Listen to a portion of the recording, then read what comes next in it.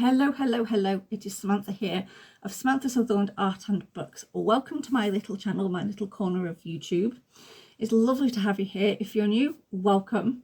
It's lovely to meet you. And if you've been here for a while, welcome back. I've got a cup of tea, which is my usual favourite. So how about you grab yourself a brew and pull up a pew and we'll have a quick chat. Because this is my TudorTember Wrap Up. Last year I had to abandon it due to last year was not good. This year's not much better, but it's better than it was last year. I will link the video explaining exactly what I'm talking about below. It's in Life Update as well, so you can find it in the Life Update section on my channel. So what have I been up to? So those of you who've been here for a while know that probably, I don't know if I've actually mentioned it, I'm a bit history mad of a nerd. And I got to actually do some Tudor related things this year, which I'm really happy about and I can't wait to share with you. So basically, not a huge amount of, I've not done a huge amount, but I've done something. Because obviously life has gotten in the way, as it does. So here's my TudorTember Wrap, and I'm rambling. I know I'm rambling. I apologise. So I'll start off with what I have read. So I shall share it probably here, which is the Tracy Borman book, which is Anne Boleyn and Elizabeth I. The book was really good. I really enjoyed it, and I loved the fact that Tracy Borman also narrated the book. It made it something more of I don't know, it made it better, I think. I love it when authors narrate their own books. It taught me things I didn't know before. I have seen the film Elizabeth, and though it's historically incorrect, and I've not actually watched it this year, I meant to watch it, but I've never got around to actually watching it. But it did get some things right and quite a lot wrong. She was kind of a bit tempestuous, was Elizabeth I. She inherited her mum's dark eyes, her bewitching eyes, which I'm guessing is what people accused her of using against Henry. The book goes from when he's still kind of trying to get the divorce from Catherine of Aragon, and goes through the whole marriage and things, and they were very they were a pair. They were a pair. And Elizabeth, and also Mary, who I'm really sorry that I keep calling Bloody Mary, because I actually do have, I'm not saying that she was innocent and that she was a completely good person, but her and Elizabeth were both as bad as each other, if you ask me. But I can see why Mary was the way she was. First she was the favourite, then she wasn't, and then she was told to behave, and then if she didn't, there would be consequences, and then she was made to welcome her little sister, which she didn't want, because that would have meant she was no longer in succession for the throne. And then Elizabeth came along, and then they were both bastardized because the marriages of both of their mothers to Henry were seen as illegitimate, not real, which was stupid, really. And then obviously Edward came along, and he was the favourite because he was the son, and yeah, it's just, it was messed up. That family was bonkers, completely and utterly insane, if you ask me. I do feel sorry for the children. It was the children who suffered as well. Elizabeth suffered, Mary suffered, and I can see why Elizabeth never got married. I can see why she stayed the Virgin Queen. Obviously people aren't sure if she did or didn't, because obviously, even though she said she was she, who knows, probably, who knows, you know, there's a whole thing with Dudley and Seymour. Was it Thomas Seymour? Yeah, it was Thomas Seymour. Yeah, I can see why she never married, why she never had children. If you're going to grow up in an environment where your father beheads your mother because he doesn't want to be married to her anymore, and that's kind of what you have to go off. It's not very good, is it? It's not going to kind of propel you to want to get married in the future, really, is it? Plus also, look at the wives of Henry VIII who died in childbirth or after childbirth. You know, you had Jane Seymour, who died of, I think it was like a sepsis infection. And then Catherine Parr, who was her stepmom, who was the only one looking after her after Henry had passed away. She died not long after giving birth to her own daughter. I think she probably had sepsis or an infection like that of some kind. And then, you know, you've got a man who would threaten his wives with, remember what happened to my last wife, you know, beheaded 2 of them. It's not going to want to kind of you're not going to want to get married, really, are you? I know I wouldn't if it had been me. So yes, the book really took you through all of that. It really kind of helped you to get immersed into the actual pages of the book with the narration. Tracy Borman's a great narrator, in my opinion. I really enjoyed the book, and it took you all the way up to Elizabeth's death, obviously, and all those that had who were in her life, the Boleyn family. They saw her to the throne, and they saw her from the throne after she had died. So it was really good to hear all that and to learn all that. So that was quite interesting. I started reading Crown of Blood, and I never finished it because I didn't get a chance, because I got really distracted with everything that had been going on, and I kind of got sidetracked and distracted by a little bit of sci-fi and dystopian apocalypse type writings, which I will do in another video. I will do a wrap up for what I've read and what I've enjoyed in the next video. Possibly that's a double because I'm wanting to do something for Halloween and I'm waiting to decorate the wall behind me. But yeah, so I got rather distracted, and I have bought that book on Audible. I couldn't wait for my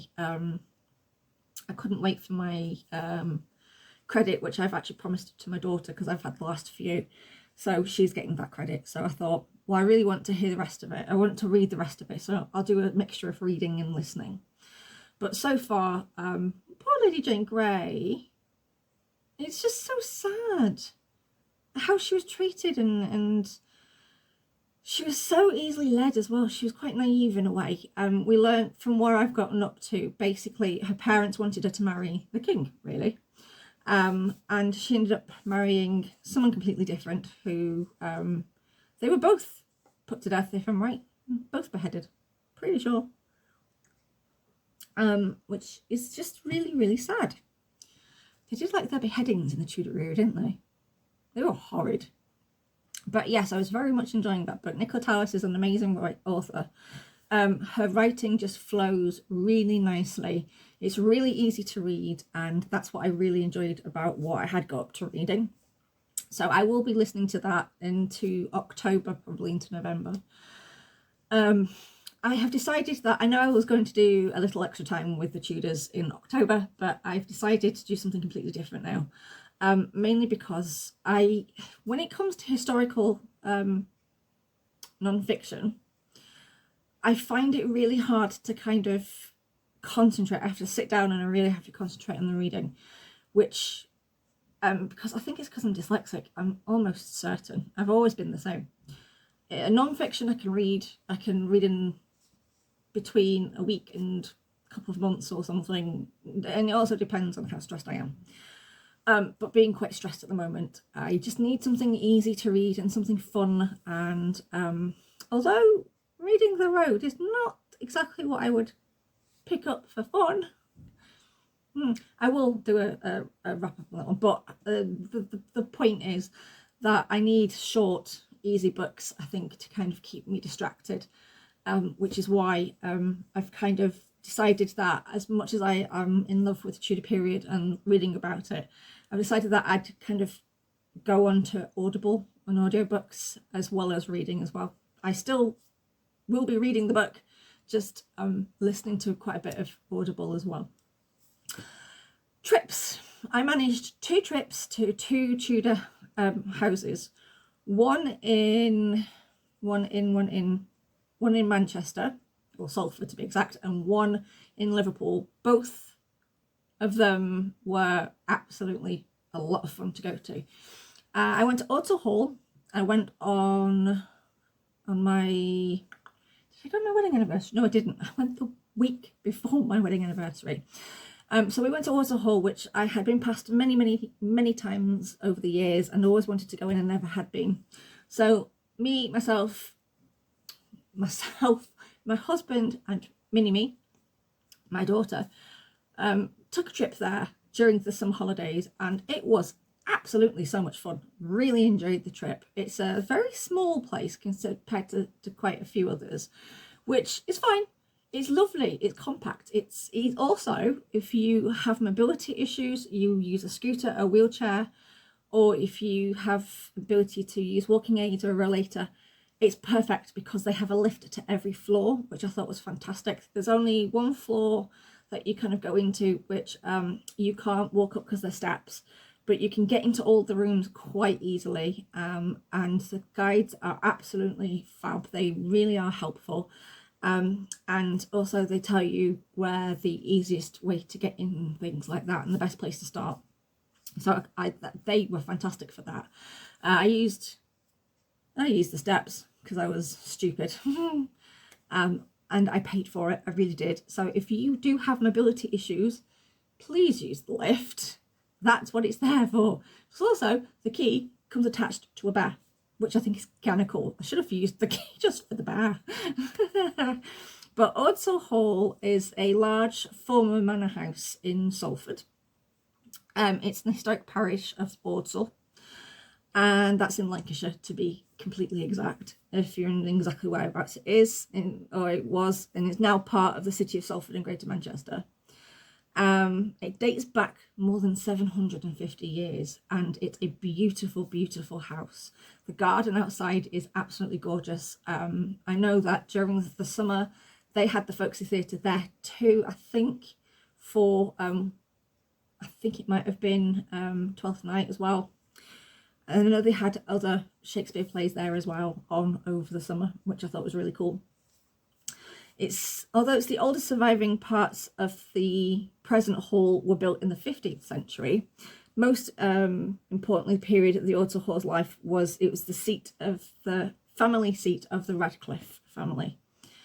They lived in the house for more than 300 years, and the hall was the setting for William Harrison Ainsworth's 1842 novel Guy Fawkes, and it's a plausible plot that, though unsubstantiated, the local story is that the gunpowder plot of 1605 was actually planned there, but it's not proven.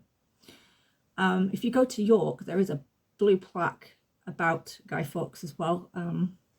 Not been for a while, but I know it's on one of the, I think it's a pub which used to be a house, I can't remember. And since its sale by the Radcliffes in 1662, the hall has been put to many, many uses. It's been a working men's club, it's been a school for the clergy, and even a radio station at some point. And the house was bought by Salford Council in 1959, and it was opened to the public in 1972. And as a period house and local history museum, which is what it was set up as. And the hall is a Grade 1 listed building, and it's free entry into the house, which is absolutely fabulous. They've got a little gift shop and a beautiful little cafe as well, which is kind of cool. And like I said, it's a great place to visit if you have mobility issues. If you're on a scooter or a wheelchair, there is a lift to every single floor. You can even get into the attic. There's oh no, can you? Yes, you can. There is a lift that goes up to the very, very top on one side of the loft of the attic, but you can actually see through to the other side of the attic as well, which I thought was really interesting. It took us maybe altogether about 45-ish minutes to go around, because it is quite a small house. It's very compact, it's very cute, it's very lovely. We ended up going to Altrincham after that. We went to Waterstones for a brew. There is, I will put pictures up, don't worry. There are pictures of our trip to Auto Hall and afterwards as well. And for our wedding anniversary, we went to Speak Hall in Liverpool. We were there most of the day. We were there until at least 2 o'clock-ish in the afternoon. It was a Sunday when we went because our wedding anniversary was on a Sunday this year. So Speke Hall is a wood-framed, wattle and daubed Tudor manor house. It's in Speke in Liverpool, and it's one of the finest surviving examples of its kind, and it is owned by the National Trust and is also a Grade 1 listed building as well. During the turmoil of the Reformation, thanks to King Henry VIII deciding to break from Rome and deciding Christianity or Protestantism, can't say the word, Christianity, let's just call it what it is. Although he didn't practice it, he still practiced Catholicism, but called it Protestantism. Is that even the word? I don't know. But yes, the people who lived, I'm going off, sorry, I have got a script, see, so that's why I keep looking down. So during the turmoil of the Reformation, the Norrises who lived there were Catholic, Roman Catholics. So the house incorporated, and I found it, and I got really excited, sadly, but they incorporated a priest hole. If you give me 1 minute. Sorry, my daughter's just come home from school. I thought I'd had more time. Where was I? Yeah, so they had a priest hole incorporated into the house, as well as a special observation hole, which is built into the chimney in a bedroom to allow the occupant to see the approach to the house and to warn the priest that people were coming. And I found it, and I was pretty stoked I found it. Sad but true. And there's also an eavesdrop, a small open hole under the eaves of the house, which allowed a servant to listen in the conversations of people awaiting admission at the original front door. That's kind of a bit naughty, but there you go. It was built between 1530 and 1598, and it's owned by the National Trust. So you have to pay to go into the hall unless you have a National Trust membership, which I do, which going into the house and everything else is part of, obviously, the membership. So yes. And also the tour guides were really helpful. Because I have mobility issues, I went in with my rollator.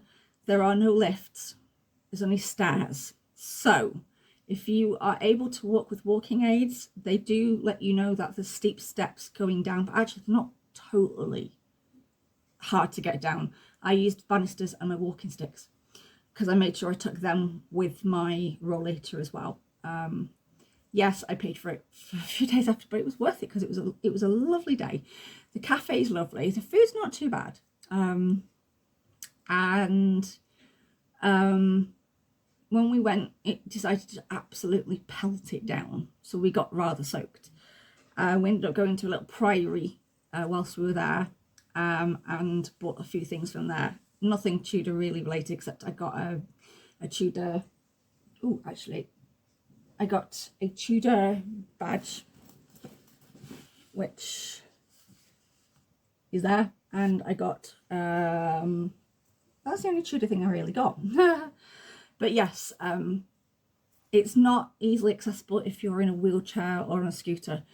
It's not accessible at all. If you do have some mobility issues and you're able to manage stairs, you'll be okay.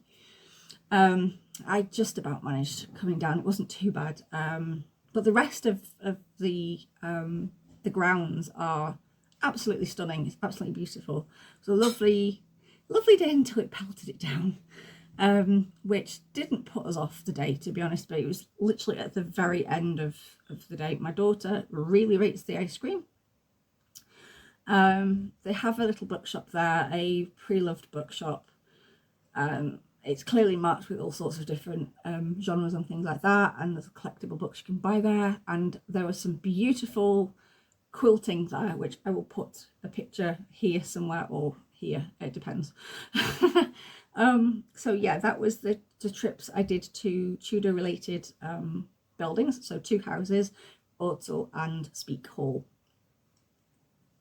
which I think out of the 2, I liked Ordsall Hall, but because I found the priest hall, I absolutely love Speak Hall, and it's beautiful as well. It really is. It's full of characters outside and inside, and they also had a library bit, which I thought was kind of cool. You can't take video footage in Speak Hall. I didn't in Auto Hall because it's hard with walking sticks, a rollator and a camera. So yeah, but you can't take moving pictures, i.e. video, in Speak Hall, just to let you know. And yeah, that's what I did for TudorTember. Didn't get a chance to watch either of the films, any of the films I have that I was hoping to watch. I will be watching Anne of 1,000 Days at some point, and Elizabeth, because I've not seen it for so long. I may watch Shakespeare in Love. I don't know. We'll see. But yes, that was really what I got up to for TudorTember. Oh, I watched Upstart Crow with my daughter, which she really enjoyed it, and I loved it. If you like Blackadder, if you like The Thin Blue Line, you're gonna like Upstart Crow. It's all about Shakespeare before he gets really, really famous. And also each episode, I think, is named after each of his plays, or has something to do with the title of his plays in the episode title. And also Bob. If you are a Blackadder fan, Bob makes an appearance. I won't tell you how or who or where. You have to watch it and find out. I did get Blackadder on box set, but I didn't get a chance to watch the Elizabethan era part. I forgot, to be honest. But I will get round to that at some point, I think. Pretty sure.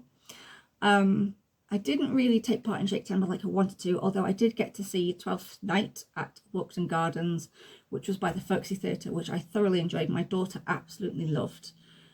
She had an amazing time. The weather stayed clear. It got dark because we went to see it around, I think it was 7 o'clock in the evening.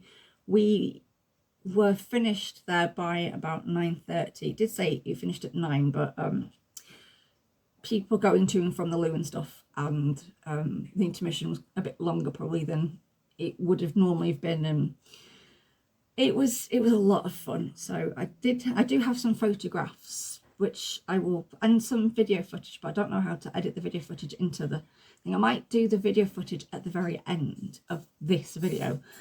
Excuse me. So yeah, that's everything I think for TudorTember. I did watch a couple of documentaries. I watched Six Wives of Henry VIII with Lucy Worsley. I'd already seen it, but my daughter wanted to watch it, so I watched that with her, and she loves watching things like that as well. So that was really, really interesting. That's on iPlayer if you're looking for it. It's still on iPlayer as far as I know. And my husband did record something on Henry VIII, and I completely forgot to watch it. So yes, I think that's about everything really for TudorTember this year. I had a lot of fun, and I really enjoyed it this year, and it was lovely to join in with Julie of Bookish Travels and Lil's Vintage World. I'm looking forward to next year. I'm already thinking about what I can read, what I can watch, what I can do, where I can visit. I'll probably be revisiting places I've already visited, because there's a whole year between now and next September, isn't there? So I hope you've enjoyed my little kind of trip into TudorTember. I know I didn't do a huge amount, which I did have a lot of in kind of plan and idea, but obviously I wasn't able to successfully complete it as I wanted to. But hopefully next year everything will be a little bit calmer, and I will be able to do a little bit more, hopefully, and visit a few more places, hopefully. So we'll see. So that is my ending for this year's TudorTember 2025. Thank you for joining me. If you did, that is, if you did anything or read anything or watched anything. I look forward to next year, and if you're joining next year, it'd be lovely to have you along as well. And yeah, that's really everything. So I'm going to say goodbye for now. I've got to pop on off because lots to do. And I have plannings for October. We are 2nd of October. Hopefully this will be out tomorrow. This video should be, tomorrow's Friday the 3rd of October, because I need to edit and put things here. But yeah, other than that, thank you so very much for joining me. I hope you enjoyed the video and what I've been up to, and I look forward to my next one, which will be a bit more of an autumnal October edition of something or other. I'm trying to be sneaky, but it's not working. I just seem silly.